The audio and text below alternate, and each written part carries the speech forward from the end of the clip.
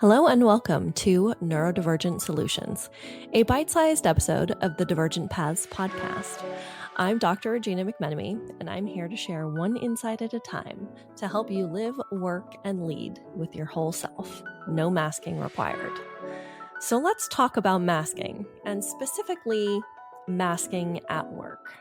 When I talk about unmasking, you might think, oh yeah, it's fine to unmask at home, but what about at work?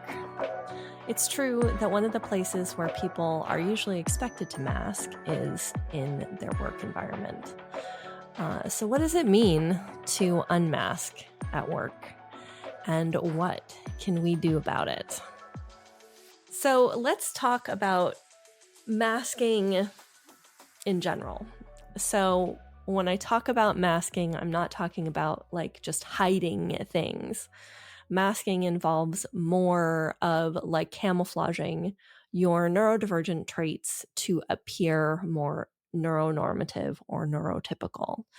So this would be in regards to making eye contact where it's socially appropriate, the tone of your voice, of moderating how you speak to people, making sure you're using body language that is appropriate for the situation, tamping down on fidgeting, and other things that sort of can be off-putting, and using potentially expected scripts instead of kind of approaching things with authentic language.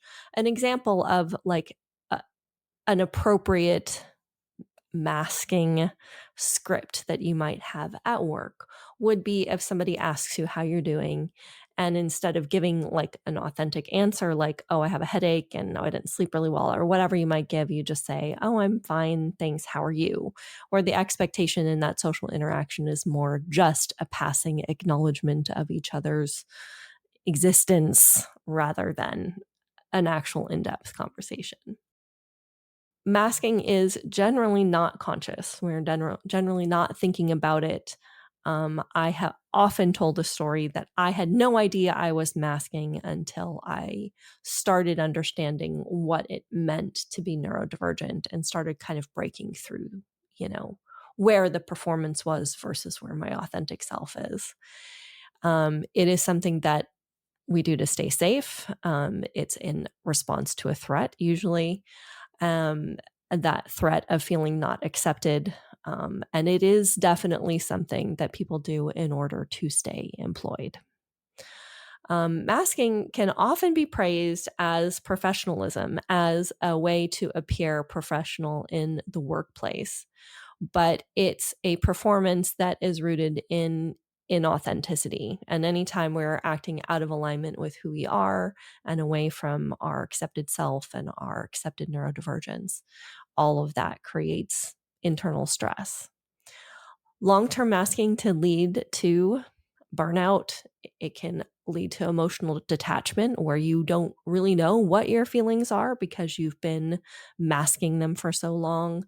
You don't know who you are. It can lead to some confusion about your identity, and it can lead to a fair amount of shame when you realize that you are not really truly who you are in many situations where you mask.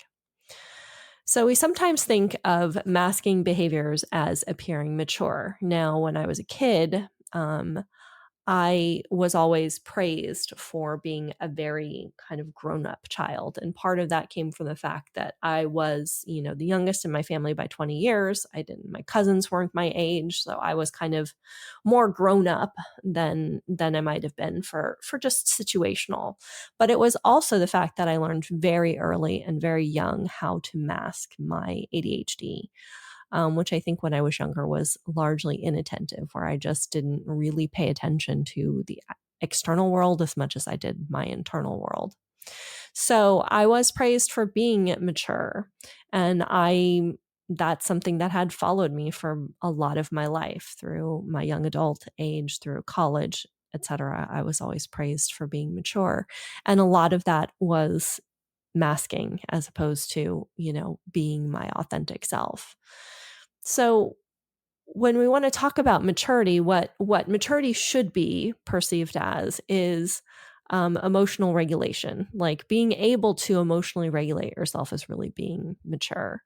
And that is not something that comes from masking. You cannot emotionally regulate, you cannot regulate your nervous system while you mask because you are too distant from your somatic experience, from your bodily experience. And you are likely suppressing a lot of your emotions. And so you cannot be regulating your emotions while you're trying to suppress and, push them down. And because neurodivergent people often have big emotions, they hear things like they're too much or they're too sensitive. And all of that plays against being professional in the workplace too. You're too intense, you're too sensitive. All of those things are code for not professional. So those labels and those terms and those feelings that we have end up, making us feel like it's better to hide, which is also not great. There was one time at a recent job I had where I had a really big presentation coming up, and my boss was praising me for how calm I appeared. And she was really just impressed and pleased at how, I seemed so put together about it. 100% masking. I was spiraling and freaking out on the inside, but my external appearance was calm and collected, etc. That night when I got home, I just absolutely crashed out. I crashed. I was sick for 2 days after. I was so exhausted from the performance of masking that I had to put on for this presentation. She didn't read it that way. She read it as me being completely, zen about the whole thing. So when we want to talk about unmasking at work, we want to make sure that you do it in a safe way, right? You want to make sure that you're safe, that you're mindful, and that you're careful about how you unmask at work.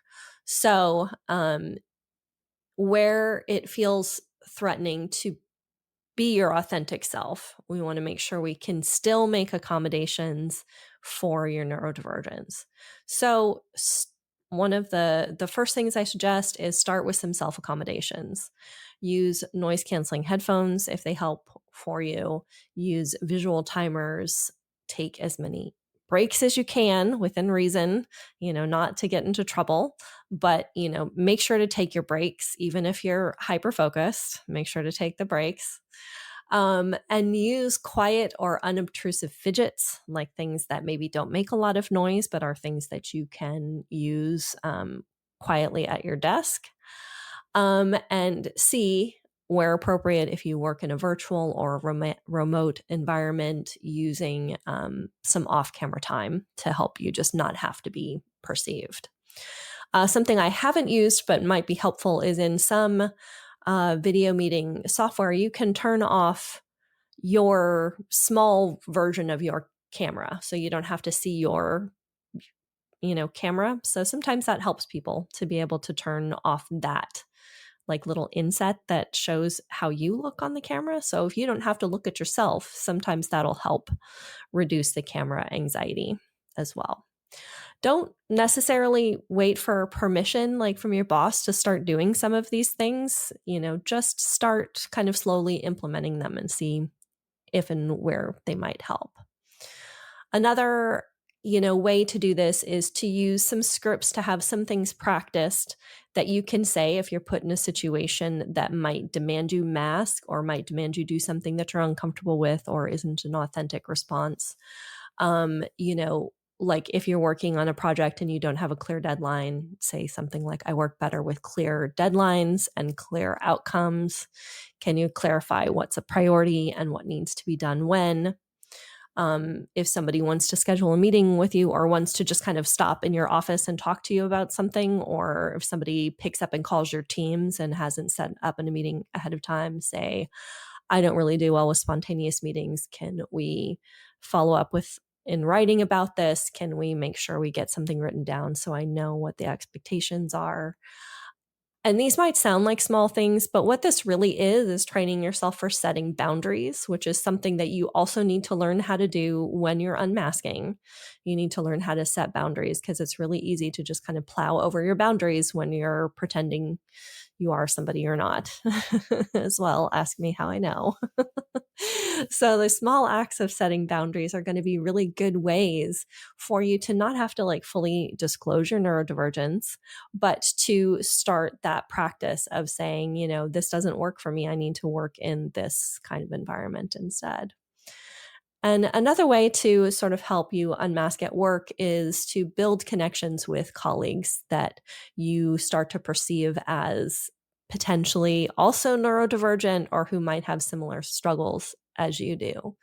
So, you know, maybe be clear and say something like, sometimes I go quiet because I'm processing, not because I'm checked out. Like, I'm just taking in the information. Sometimes I get really quiet when I do that, and I'm not ignoring you. I'm just thinking through what's being said.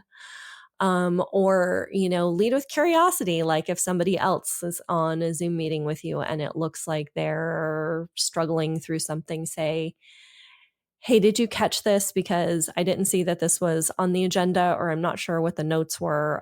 You know, can you help me find maybe some of the details? Did you catch something like that? And kind of like use that as a means of connection. I always say leading with curiosity is really helpful. So if you're feeling something, you could maybe ask somebody, hey, I had a really hard time when we didn't have an agenda for that meeting. Did you struggle with that too? Or, you know, something like that, you know, as a means to kind of make a connection with someone. So if this topic hits home, let me know. I would love to know what your strategies for unmasking at work are. I talk about masking and unmasking and how to like work on your professional identity in the newsletter that I'm putting together for Divergent Paths Consulting. I get a little deeper into some of these topics in the newsletter, so head over to divergentpathsconsulting.com and sign up for the newsletter, where you can get a lot of really more detailed information on this topic and all the others. So thank you so much for listening, and until next time, stay regulated.